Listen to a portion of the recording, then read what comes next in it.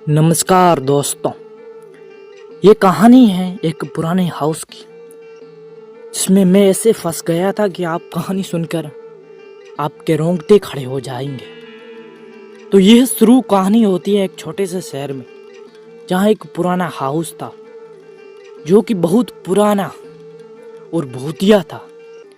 मैंने अपने आसपास लोगों से सुना था कि उस घर में भूतों की आत्माएं रहती है और रात में वहाँ अजीब घटनाएं होती रहती है।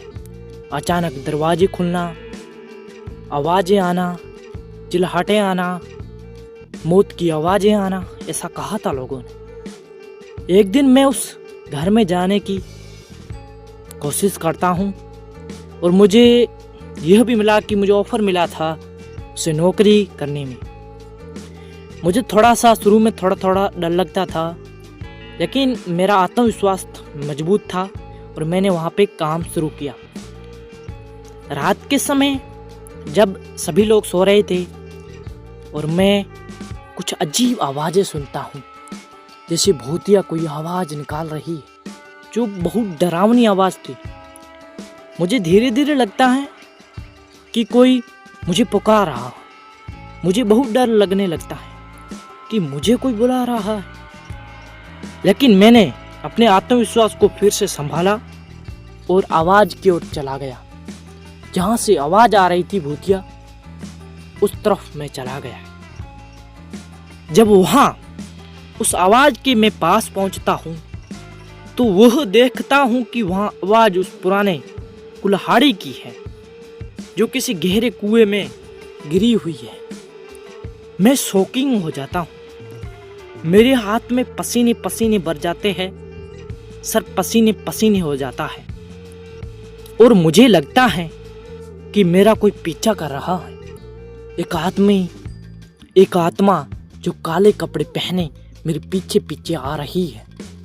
बचते बचते मैंने कुल्हाड़ी को उठाया और घर के लिए और स्पीड में भागा। मैं बहुत तेजी से घर के लिए भाग रहा था, लेकिन जब मैं घर के पास पहुंचता हूं, उस पुराने भूतिया घर के पास पहुंचता हूं, तो मैं देखता हूं कि मेरे सामने कोई नहीं है। मेरा दिल धड़कने लगता है बहुत जोर से। डर मुझे बहुत सता रहा था और मैं जल्दी से अपने कमरे में जाता हूं और सारे दरवाजे बंद करके देता हूं। मैं रात भर अचानक की आवाज़ों को सुनता हूं, लेकिन मेरे दिल का धड़कन और तेज हो जाता है। सुबह होने के साथ मुझे बहुत डर लग रहा था कि मेरे को रात में क्या हुआ था, लेकिन मुझे लगता है कि कोई भूतिया आवाज़ें नहीं सुनाई दी थी।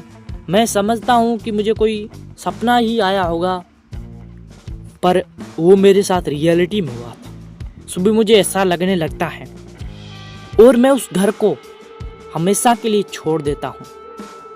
मैं उस घर के लिए अपना ऑफर भी ठुकरा देता हूँ और पैसे भी नहीं लेता।